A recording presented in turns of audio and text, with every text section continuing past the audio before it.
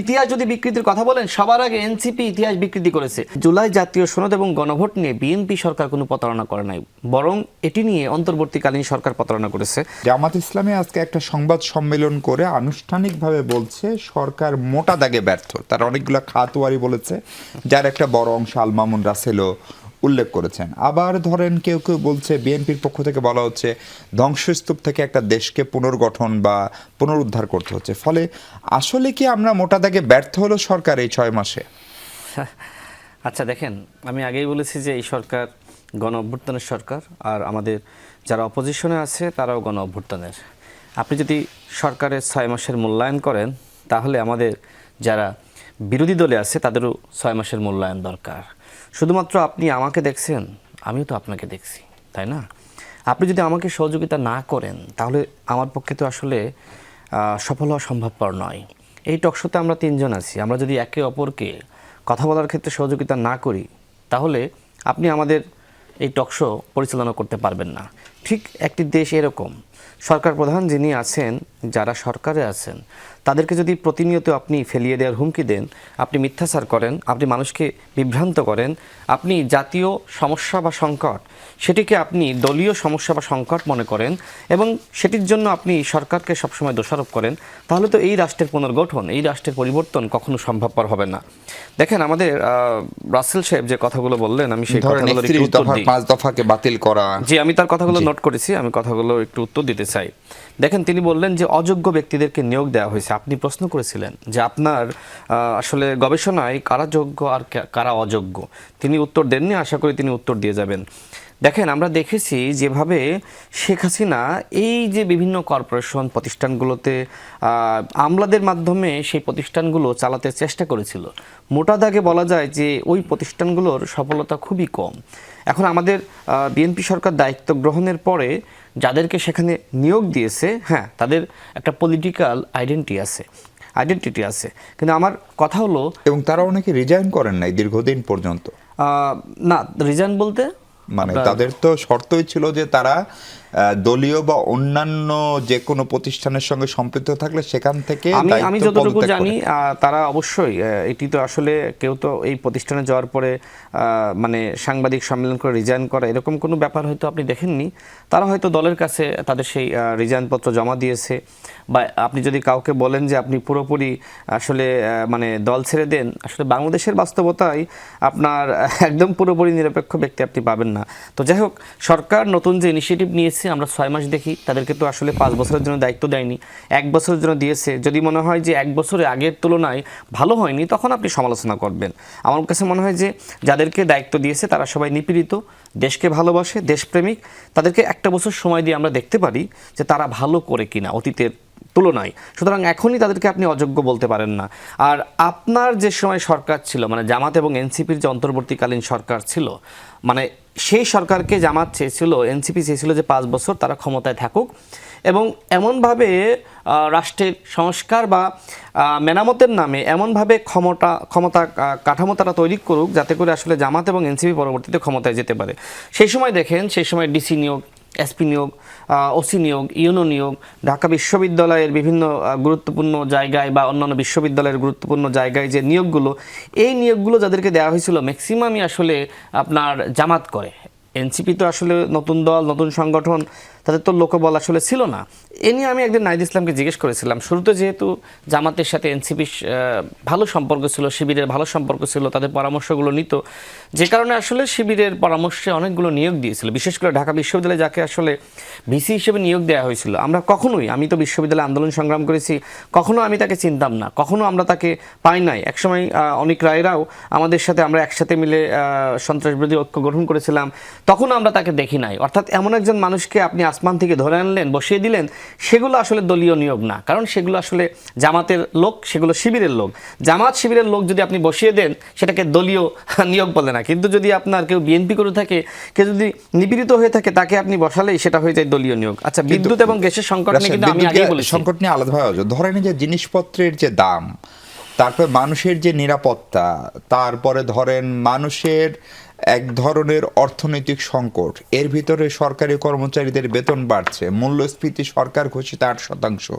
ফলে এগুলো তো সব জেনে বুঝে আপনারা ক্ষমতায় এসেছেন, এবং অন্তর্বর্তী সরকারের 2 মাসও তো আমরা এটাই জানতাম যে নির্বাচন হলে তো বিএনপি ক্ষমতায় আসবে। ফলে এগুলো নিয়ে আগে কেন কাজ করা ছিল না? না, এগুলো নিয়ে অন্তর্বর্তীকালীন সরকারের সময় যদি 18 মাস অন্তর্বর্তীকালীন সরকার কাজ করত, তাহলে বিএনপি সরকার দায়িত্ব গ্রহণের পরে তাদের জন্য বাস্তবায়ন করা আসলে সহজতর হতো। তারা আসলে যেটি করেছে 9 মাসে আসলে ফাও আলোচনা করেছে। তিনি বলছিলেন জুলাই জাতীয় সনদ গণভোট নিয়ে সরকার প্রতারণা করেছে। দেখেন, জুলাই জাতীয় সনদ এবং গণভোট নিয়ে বিএনপি সরকার কোনো প্রতারণা করে নাই, বরং এটি নিয়ে অন্তর্বর্তীকালীন সরকার প্রতারণা করেছে, এবং সেই ব্যাখ্যা বিশ্লেষণ বহুবার দিয়েছি। এবং বিএনপি এখনও বারবার বলছে যে আমরা স্বাক্ষরিত জুলাই জাতীয় সনদ বাস্তবায়ন করব। এই যে এতক্ষণ মানে 6 মাসে আপনি যেটি দেখলেন, আপনি বলছেন যে এখনো পর্যন্ত সরকার কোনো কিছু বাস্তবায়ন করে নাই, আপনার মানে চোখে ধুলা পড়েছে আমার কাছে মনে হয়। অন্যথায় আপনি আসলে কেন বলতেছেন যে সরকার কোনো কিছু পরিবর্তন করে নাই? আপনি যে গুমের কথা বললেন, খুনের কথা বললেন, বিচার বর্বিত হত্যাকাণ্ডের কথা বললেন, এখন আপনি এই যে আল মামুন রাসেল, গুম হওয়া কোনো বাহিনীর সদস্যের বিরুদ্ধে ব্যবস্থা নেওয়া যাবে না, এইটা কেন করতে না, হচ্ছে? এই ধরনের কোনো আপনার যেটা আপনার গুম সংস্কার কমিশনের প্রতিবেদন ছিল বা মানবাধিকার সংস্কারের প্রতিবেদন ছিল, সেগুলো নিয়ে সরকার পর্যালোচনা করছে। কারণ কিছু বিষয়ে কারো আপত্তি থাকতে পারে। ওই সময় অনেক কিছু অন্তর্বর্তীকালীন সরকার আসলে চাপিয়ে দিয়েছিল, এবং সেই বিষয়গুলো নিয়ে যেহেতু বিএনপি সরকার দায়িত্বে আসার পরে কোনো মহল পক্ষ থেকে আসলে এক ধরনের আপত্তি এসেছে। সুতরাং বিএনপি সরকার সেগুলো আসলে পর্যালোচনা করতে চায়।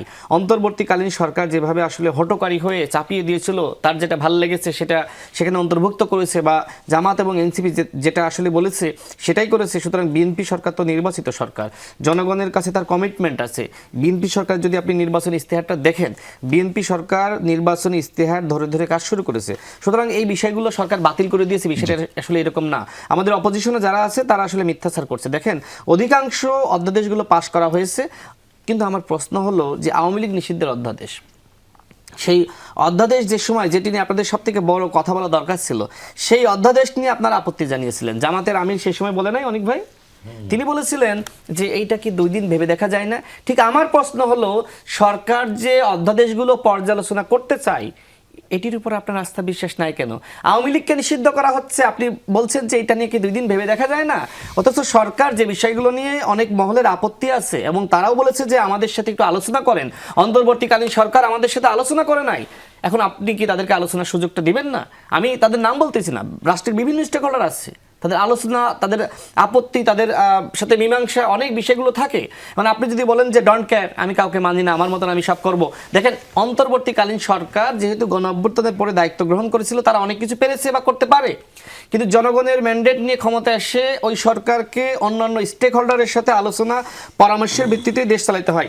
ইতিহাস বিকৃতির কথা বললেন, দেখেন, ইতিহাস যদি বিকৃতির কথা বলেন, সবার আগে এনসিপি ইতিহাস বিকৃতি করেছে। এবং দেখেন, এনসিপি শুরুতে কিন্তু জামাতকে ব্যাশিং করছিল। আজকে মামুন সাহেবরা কিন্তু এই কথা তারা বলবেন না। এখন যেটি হয়েছে, এখন এনসিপি জামাত মিলে বিএনপিকে বেশিং করতেছে এবং ইতিহাস থেকে মাইনাস করতেছে। আপনি বলতে পারবেন কোথাও কি বিএনপির দায়িত্বশীল কোনো নেতা বলেছে যে এক দফার ঘোষক বাংলাদেশের বর্তমান প্রধানমন্ত্রী জনাব তারেক রহমান? কিন্তু আপনাদের একজন দায়িত্বশীল এমপি ডাক্তার শফিকুল ইসলাম মাসুদ সাহেব, তিনি বলেছেন ওই বাইতুল মুকাররম মসজিদের সামনে দাঁড়িয়ে যে গণঅভ্যুত্থানের মাস্টার মাইন্ড জামাত এবং শিবির। ভাই বলে নাই? বলেছে কিনা? আপনি শুনেছেন কিনা? আপনি তো নিরপেক্ষ হিসেবে এখানে এসেছেন, আপনি মাঝে আছেন। দেখেন, তার মানে কি?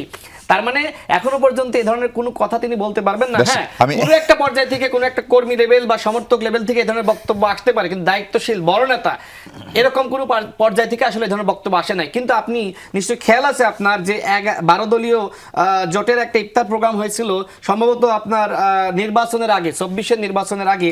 সে সময় জামাতের আমির যেটি বলেছিল যে বাংলাদেশের বর্তমান যিনি মাননীয় প্রধানমন্ত্রী, তাকে ইঙ্গিত করে যে তার নেতৃত্বে বাংলাদেশে আমরা আন্দোলন করছি এবং তিনি আন্দোলনের প্রধান সেনাপতি।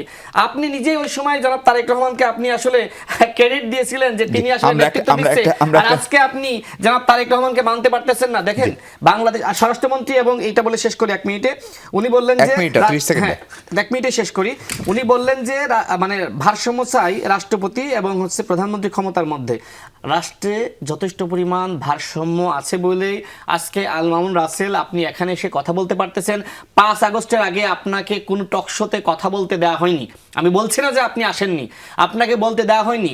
আপনারা প্রতিনিয়ত কথা বলতেছেন, সরকারের আমি একটা সমালোচনা বিরতি নিয়ে রাসেল, এটাতে করতেছেন, তো গণঅভ্যুত্থানের হুমকি দিতেছেন, তারপরে আসলে আপনাদের সমালোচনার কোনো শেষ নেই।